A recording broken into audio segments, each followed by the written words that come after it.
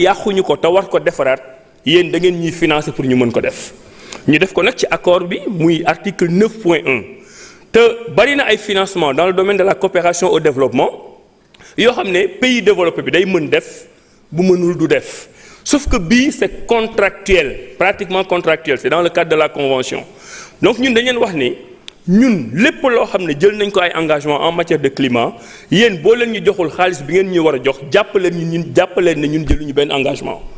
parce que nos deux engagements sont liés loolu nag mënuma dugg ci détails yi mais bañ fay jógee accepté nañ tripler financement yi nga xam ne moom la ñu waroon def pour les pays en développement naturellement financement yooyu bu ñu ko tripler ay wax la pour le moment mais bés bu demoon ba nekk dëgg ba ñëw ci ñun fonds vert yi ma dégg ngeen koy wax sànq ba léegi day doon un fonds boo xam ne foofu lay jaare au niveau des Nations Unies Sénégal jël ci wàllam ça me permet d'ailleurs de rappeler qu'on a deux structures ici qui sont accréditées validées mooy la banque agricole ak le centre de suivi écologique yeneen yi ay fonds SISEC yooyu yëpp ak fonds JIP ñu ngi ci yoon bi mais donc puisque ñun am nañ structure yooyu xaalis boobu nga xam ne benn la waroon doon ñu def ko ñett Sénégal dina ci am wàllam te bu ci Sénégal amee wàllam moo mën a financer tous les projets yi ngeen di wax nii mooy littoral bi mooy climat bi donc loolu mën nañ jàpp ne c'est une victoire de l'Afrique c'est une victoire des pays en développement et c'est une victoire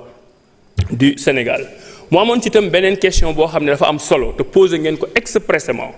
mën naa wax ne sama doole foofu laa ko gënoon dugal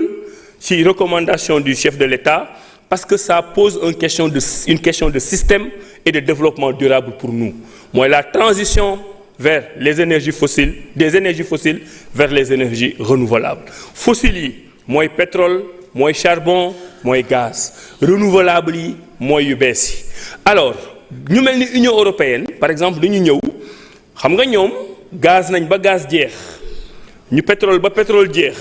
ñu charbon ba charbon jeex ñu ne kenn dootul pétrole kenn dootul charbon kenn dootul gaz adduna bi daal nañu jóge ci fossiles yi dem ci renouvelable ñun lay Sénégal ba may dem loolu lañ ma yóbbante te loolu laa fa wax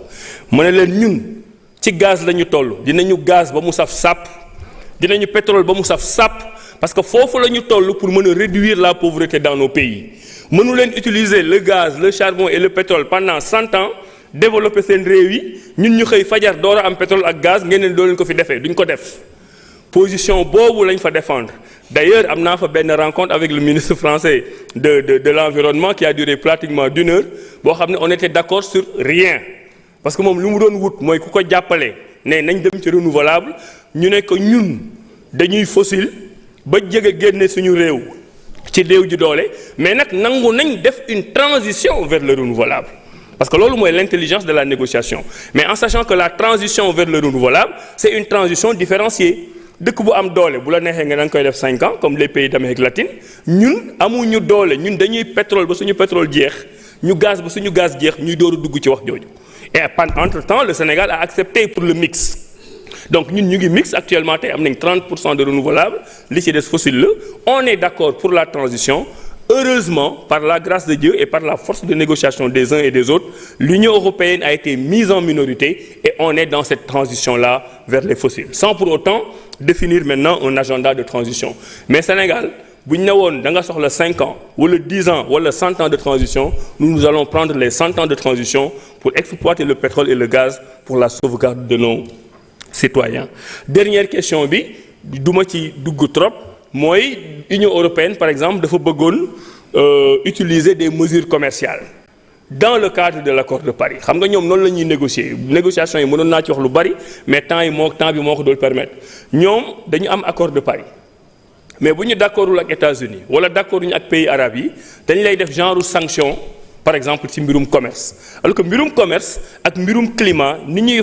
doxee ci seen accords yi ak seen conventions yi bokkul léegi nag ñoom saa yu jaaxlee rek jël ay mesures commerciales unilatérales di ko bëgg a appliquer man ba ma dajeek ñoom ak yeneen pays africains yi dañ ne leen parce que ñoom dañ ñu ne ñun mesures commerciales yi ñu utiliser sur le carbone yéen bokku leen ci ça ne vous concerne pas vous Africains ñu ne leen mais si on vous donne l'opportunité d'utiliser ces sanctions commerciales contre d'autres pays quoique développés on aura accrédité la possibilité d'appliquer des sanctions commerciales donc bu dul ñun tey suba ñun lay doon et puisque ñun on est sous votre menace on n'accepte pas que des mesures commerciales puissent être prises dans le cadre de l'accord de Paris donc globalement accord de Paris moom xam naa dinaa def sax émission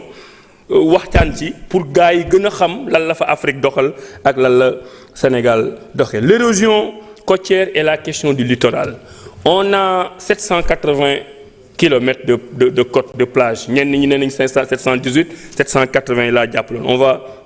vérifier après mais li ma dégg fii seen wax mooy Soumbédioune mooy Hann Bel-Air mooy Rufisque mooy Bargny mooy Jifeer mooy Mbour fépp foofu wax c'est le même problème. léegi nag ñun un gouvernement qui doit être équilibré sa problème mooy nan laay defaree Tëngéej te du ma defal Bargny balaa sëñ bi ñoon di ma dóor waaw nan laay defaree Bargny te du ma defal Tëngéej nan laay defaree Somone te du ma defal Saly nan laay defaree Saly te du ma yàq Mbour. donc gouvernement bu responsable problème boobu ngay am tey am nañ projet yoo xam ne taxaw na comme le projet Waka bi ngeen xam ne yéen a ngi koy wax sànq may fàttali ne alxames bi passé Gorée laa yendu pour demoon xool projet Waka boobu ak la protection de la digue ba ñu def daanaka mën nañu wax sans donner de date pour ne pas jël yenn risques yi ci biir année 2026 bi bu soobee yàlla dina pare. projet Waka boobu war nañu mën a waxtaan encore ak waa Banque mondiale pour xool extension yi mais man ce que je préconise et ça que je vais dire au Premier ministre c'est ça que je vais dire au Président de la République mooy ñu jéem a am un projet global de gestion du littoral sinon chaque fois boo ne yaa ngi ci Gorée rek ñeneen ñi dañuy am lu ñuy wax tey par exemple on a un projet sur le littoral qui va de Yarax à Guéréo porté par les Pays-Bas c'est en très bonne voie mais et les autres qui attendent man dem naa Île du Saloum gis naa li fa xew Dionewar bi ngay wax gis nañ ko am na zone yoo xam ne foofu la avancée de la mer bi gën a gaawee donc l'État man c'est ce que je vais proposer en termes de stratégie mooy qu'on ait une stratégie globale nationale pour la protection du littoral boo xam ne on définira des priorités en fonction du budget qu'on a étant entendu qu'on ne peut pas avoir ce budget-là dans le cadre de la loi des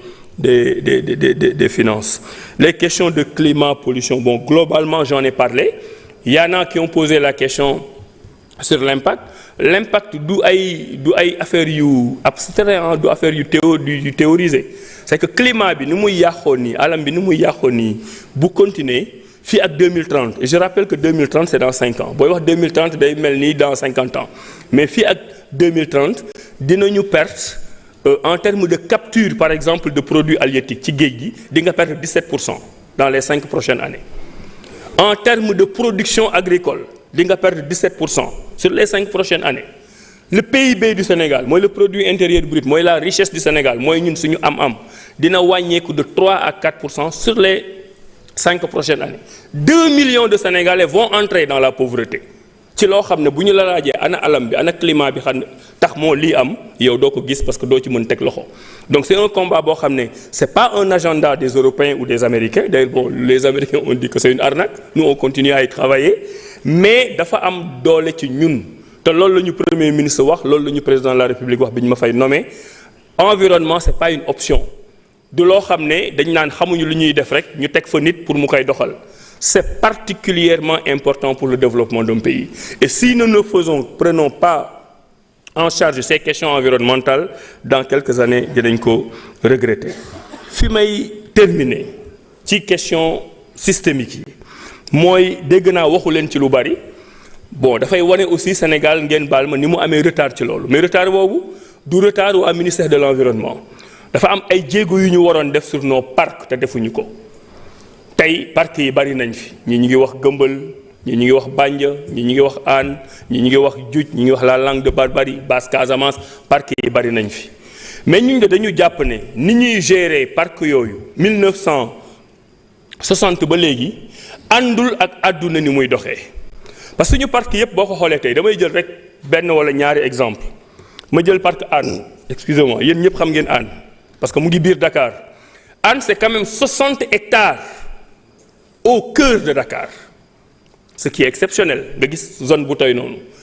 bu doon dëkk boo xam ne jël nañu importance su parc yéen ñii kenn du ci toog benn wala ñaari week-end yoo xam ne àndoog sa njaboot nga dem doxantu parc Hann mais parc Hann tey j'ai insisté pour avoir les chiffres. li nga xam ne moom la ñuy am ci recette mois d'octobre bii passé c'est 350 000 francs CFA 350 000 francs CFA multiplié que par 12 muy ñaata 4 millions et quelques loolu la ñu am ci recette alors que rien que budget état on est à 173 millions sans compter les partenaires financiers li ñu ciy def waaye léegi yow da ngay yor parti bu mel noonu mu yaatu rafet nekk ci digg dëkk bi nga continuer di ko gérer noonu nga koy gérer encore une fois c'est pas la faute aux gens du ministère ñoom ils font ce qu'on leur demande de faire et ce qu'on leur demande de faire ils le font très bien mais nag suñu gouvernement bi dañu jàpp ne dañu war a changer de perspective dem vers des partenariats public-privé te loolu am naa ci ndigal te loolu lañ nekk actuellement di liggéey dama leen wax ni dem leen def benchmarking dem leen Kenya dem leen Tanzanie dem leen un peu partout ngeen xool nan la ñuy gérer seen parc yi ensuite ñun bu ñu paree on a le dispositif juridique loi de partenariat public-privé le code de l'environnement tout nous permet de le faire et la nouvelle doctrine au niveau du gouvernement c'est d'aller vers des partenariats public-privé étant entendu que les budgets dans le ministère ne sont pas suffisants donc loolu année 2026 bi incha allah mooy doon suñu priorité lancer des appels d'offres bëri na nag ay noo mën a liggéey ak ay privé mën nga dem régie comme régie des chemins de fer ni mu amee woon mën nga dem affermage comme SONES ak SDE mën nga dem concession affermage particularité bi mooy yow surga nga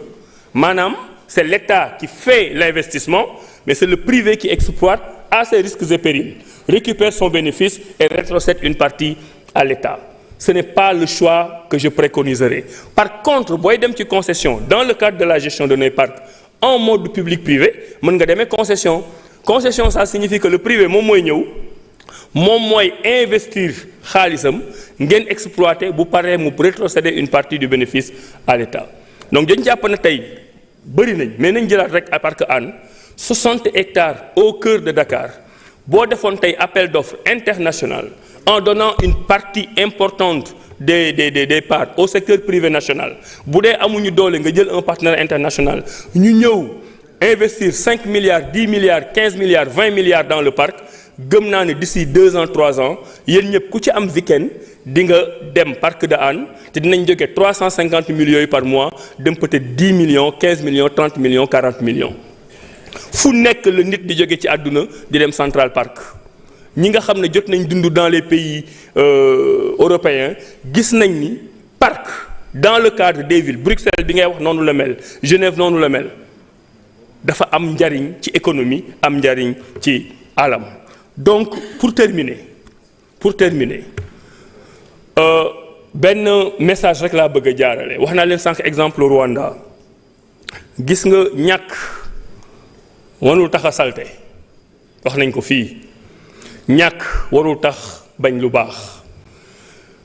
je me pose toujours la question pourquoi koo ci dugg ci këram kër ga set wecc salon ba set wecc toilette yi set wecc waaye boo génnee ci mbedd bi nga xam ne ñun ñoo ko bokk mu ñuul kukk jaxasoo kenn du ko liggéey maa ngi leen di sant di leen gërëm di leen baal àq nag di leen baalu àq di leen ñaan ñu tàppe xol yi liggéey pour l'intérêt du Sénégal jërëjëf